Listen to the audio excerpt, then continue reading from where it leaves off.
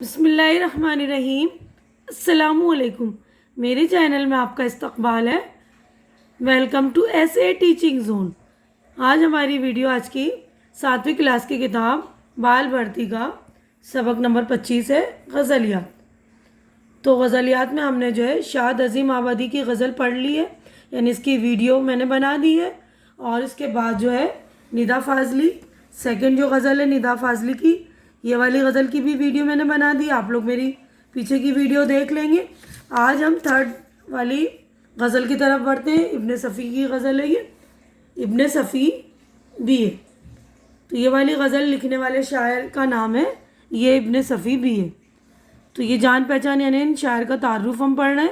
ابن صفی کا اصل نام اسرار احمد تھا۔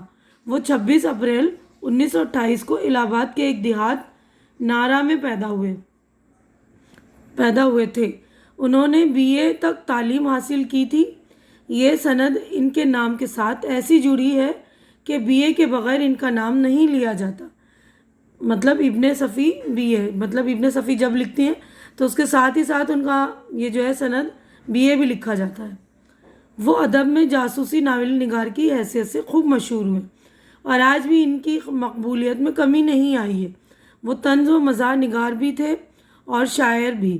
شاعری انہوں نے اسرار احمد ناروی کے نام سے کی۔ 26 جولائی 1980 کو کراچی میں ان کا انتقال ہوا، یعنی ان کا انتقال جو ہے 26 جولائی سن 1980 میں ہوا۔ تو میں ایک ایک شعر پڑھ کر آپ لوگوں کو ایکسپلین کر دوں گی، یعنی تشریح کر دوں گی، ٹھیک ہے؟ تو دیکھیے پہلا شعر ہے، وہ جس کا سایہ گھنا گھنا ہے بہت کڑی دھوپ جھیلتا ہے۔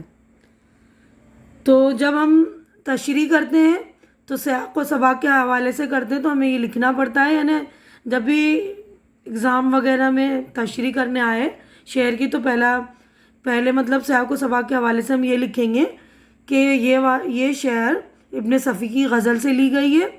اس میں شاعر کہہ رہے ہیں، اس طرح لکھیں گے، ٹھیک ہے نا؟ تو اس میں شاعر کہہ رہے ہیں کہ جس درخت کا سایہ زیادہ گھنا ہوتا ہے وہ اتنا ہی زیادہ پھیلا ہوا ہوتا ہے، یعنی زیادہ پھیلتا ہے تو اسے دھوپ بھی جو ہے بہت زیادہ جھیلنی پڑتی ہے۔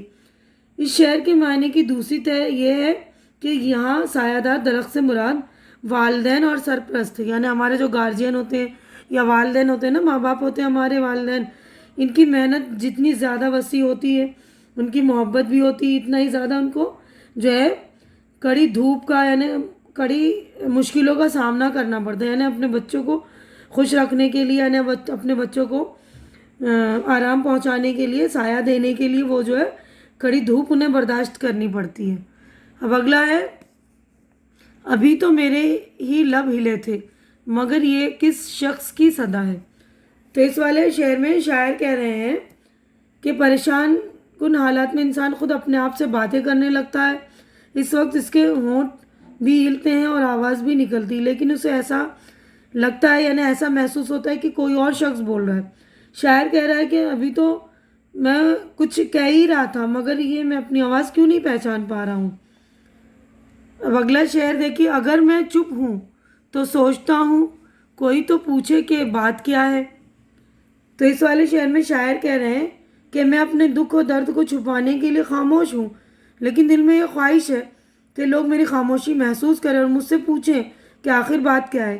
ہم بھی کبھی کبھی چپ ہو جاتے ہیں نا، کوئی دکھ ہوتا ہے ہمیں، کوئی تکلیف ہوتی ہے، لیکن ہم اندر سے یہ ہوتا ہے نا کوئی ہمارے حال پوچھے، کوئی ہم سے پوچھے کہ ہم کیوں خوش ہیں، مطلب کیوں خاموش ہیں، ہماری خاموشی کو محسوس کریں۔ تو شاعر یہ کہہ رہا ہے کہ میں اگر چپ ہوں تو لوگ میری خاموشی کو محسوس کریں اور مجھ سے پوچھے کہ آخر بات کیا ہے۔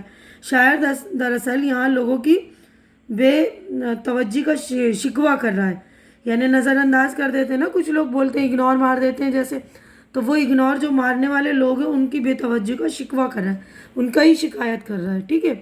تو اگلے شعر کی طرف بڑھتے ہیں، میرے لبوں پہ یہ مسکراہٹ مگر جو سینے میں درد سا ہے۔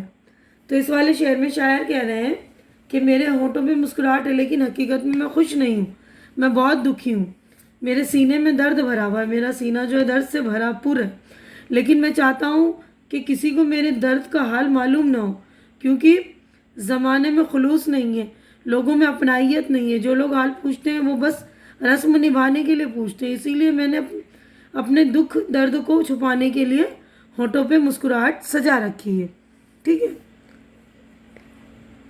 اب اگلے شعر کی طرف دیکھیے، پڑھتے ہیں ہم۔ اسی جگہ کیوں بھٹک رہا ہوں اگر یہی گھر کا راستہ ہے۔ تو اس والے شعر میں شاعر کہہ رہے ہیں کہ اپنے گھر کے راستے سے میں واقف ہوں، میں اپنا گھر کا راستہ تو جانتا ہوں۔ وہ کہہ رہے ہیں کہ اگر یہی راستہ میرے گھر کو جاتا ہے تو میں چلا کیوں نہیں جاتا، میں کیوں اس جگہ میں بھٹک رہا ہوں۔ دراصل شاعر یہ کہنا چاہ رہا ہے کہ گھر کے حالات سے اس قدر وہ پریشان ہو گیا ہے کہ جب وہ گھر کے بارے میں سوچتا ہے تو وہ ساری پریشانیاں جو ہے اس کے سامنے آ کر کھڑی ہو جاتی ہیں، اور وہ گھبرا کر گھر نہیں جانا چاہتا، وہ ادھر ادھر بھٹکتا رہتا ہے۔ یعنی حالات سے پریشان ہو کے کچھ لوگ یہ ہے نا گھر سے دور بھاگتے رہتے ہیں، تو یہیں پر شاعر یہی کہنا چاہ رہے ہیں کہ حالات سے یا گھر کی پریشانیوں سے بھٹک رہا ہے، گھر کا راستہ پتہ ہے پھر بھی گھر جانا نہیں چاہ رہا ہے۔ ابھی سے کیوں شام ہو رہی ہے، ابھی تو جینے کا حوصلہ ہے۔ تو اس والے شعر میں شاعر کہہ رہے ہیں یہاں مراد شام سے زندگی کی شام یعنی اختتام، یعنی ہماری زندگی تو ختم ہونے والی ہے۔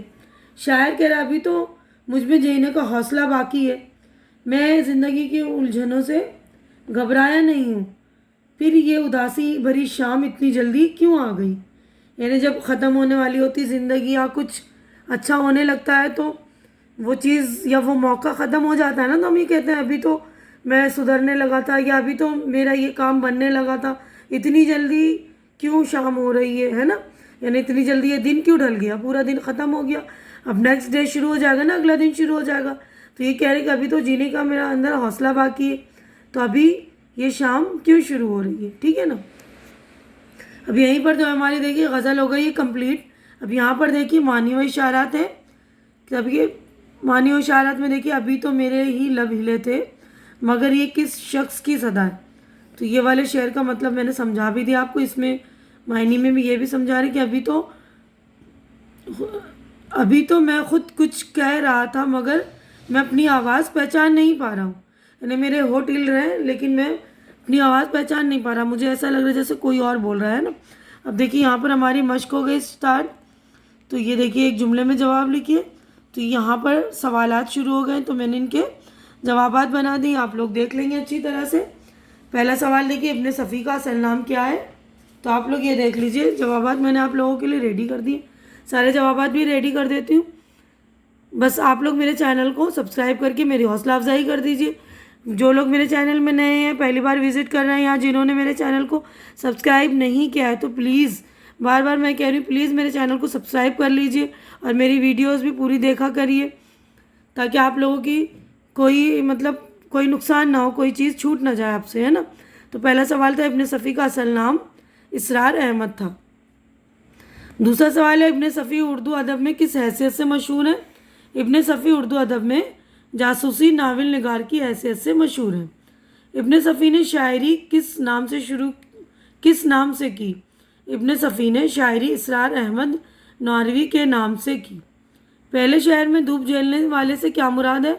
پہلے شعر میں دھوپ جھیلنے والے سے مراد وہ والدین اور سرپرست ہیں، سرپرست یعنی گارجین کو کہتے ہیں، جو اپنی اولاد کو سایہ مہیا کرنے کے لیے خود پریشانیوں کی دھوپ برداشت کرتے ہیں۔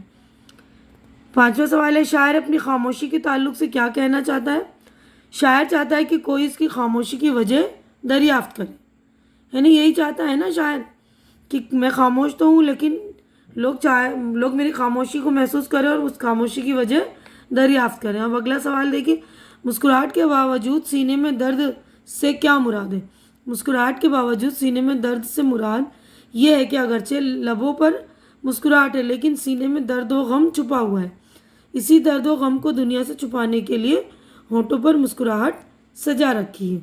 تو ہمارے 6 ہو گئے جوابات کمپلیٹ۔ اگلے سوال کی طرف ہم بڑھتے ہیں، دیکھیے تو اگلا سوال یہ ہے، وسعت میرے بیان کی شعر کا مطلب بیان کیجیے۔ ابھی سے کیوں شام ہو رہی ہے، ابھی تو جینے کا حوصلہ باقی ہے۔ تو یہ والا شعر کا مطلب بھی میں نے آپ کو سمجھا دیا ہے، تو زبانی میں سمجھا رہی ہوں، پھر سے آپ لوگ سن لیجئے کہ یہاں شام سے مراد زندگی کی شام یعنی ختم، اختتام، یعنی ختم ہو رہا ہے نا پورا دن۔ شاعر کہہ رہا ہے کہ ابھی تو میرے اندر جینے کا حوصلہ باقی ہے، میں زندگی کے الجھنوں سے گھبرایا نہیں ہوں، پھر یہ اداسی بھری شام جو اتنی جلدی کیوں آ گئی، یعنی اتنی جلدی یہ دن کیوں ختم ہو گیا ہے نا. تو یہیں پر ہمارا جو ہے یہ غزل ہو گئی ہے کمپلیٹ. امید کرتی ہوں کہ آپ لوگوں کو میری یہ ویڈیو اچھی لگ رہی ہوگی. اچھی لگ رہی ہے تو اسے لائک کیجیے، زیادہ سے زیادہ شیئر کیجیے. زیادہ سے زیادہ شیئر اس لیے کیجیے کہ بچوں کے پاس کتابیں نہیں ہیں، کیونکہ لاک ڈاؤن چل رہا ہے نا. بہت سارے بچے ایسے جنہوں نے بکس خریدی نہیں یا ان کو بکس ملی نہیں. تو پلیز میری جو ویڈیوز ان تک پہنچائی تاکہ ان کی ضرورت پوری ہو سکے. اور آپ لوگ ہیلپ کریں گے تو آپ کو ہیلپ کا ثواب بھی ملے گا.